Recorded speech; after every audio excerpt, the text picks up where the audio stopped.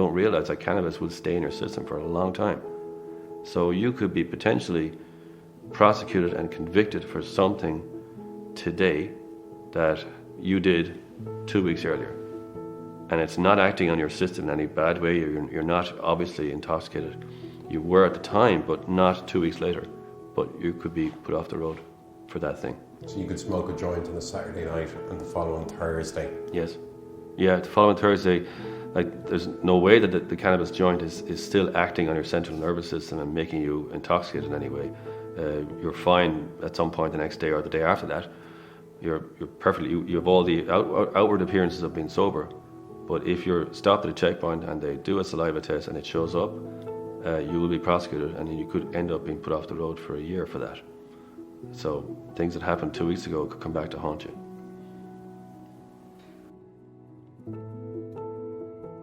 One of the major ways now that people are being stopped for drink or drug driving is what's known as a mandatory intoxilizer checkpoint.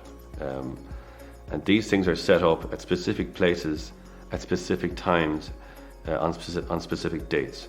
The guards are given permission in writing from an inspector, and the inspector will say that on this date, in this place, between the hours of 3 p.m. and 5 p.m. or whatever it is, I want a checkpoint set up. And so once they have that authorization from an inspector to set up a checkpoint, they're authorized to stop and get anybody to give a sample of their saliva, whether or not they think that person is intoxicated or otherwise. You could be perfectly fine, but they can ask you to provide a specimen of your saliva using a device that they give you, and you must provide it. What's happening now a lot is drug driving. And that's where people have had something, we'll say, on a Saturday night, and they're stopped at one of these mandatory checkpoints 3 days later, even a week later. They have to give a sample of the saliva. The saliva is then put into a machine which tests for up to 8 or 9 different drugs, cannabis, benzodiazepines, amphetamines, methamphetamines, ketamine, all that sort of stuff, and cocaine. And if that sample of saliva shows up the presence of any one of those things, you're going to be arrested right there and then. Then you're brought to the station, and a sample of blood is taken from you. And if it subsequently shows up in the analysis from the Medical Bureau of Road Safety, you could be facing a year off the road.